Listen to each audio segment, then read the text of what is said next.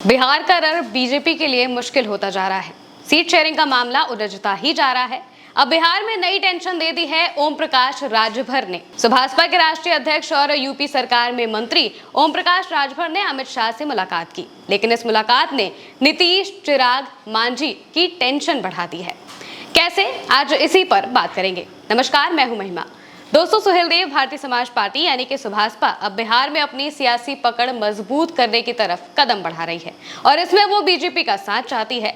UP में अपनी ताकत दिखा चुके ओपी राजभर अब बिहार विधानसभा चुनाव में एनडीए के साथ चुनाव लड़ना चाहते हैं।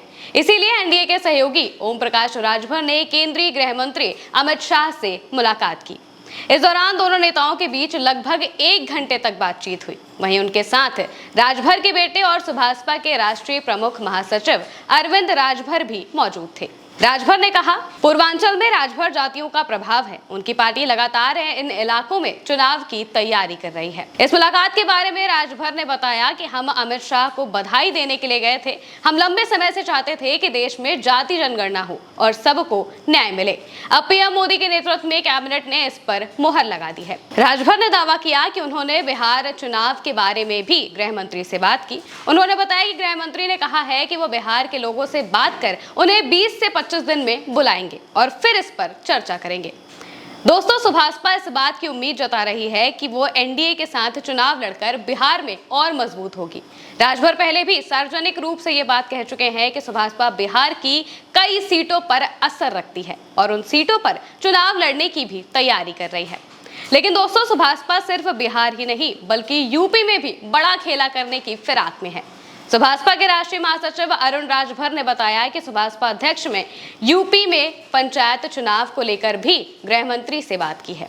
ओपी राजभर ने गृह मंत्री के सामने ब्लॉक प्रमुख और जिला पंचायत अध्यक्ष का चुनाव भी जनता से कराने की मांग रखी है, जिसका मतलब है कि वो बिहार के साथ ही यूपी में पंचायत चुनाव को लेकर भी अपनी बात अमित शाह के सामने रखने पहुंचे थे। लेकिन दोस्तों, इससे बीजेपी की टेंशन भला कैसे बढ़ गई है, ये भी हम आपको बताते हैं।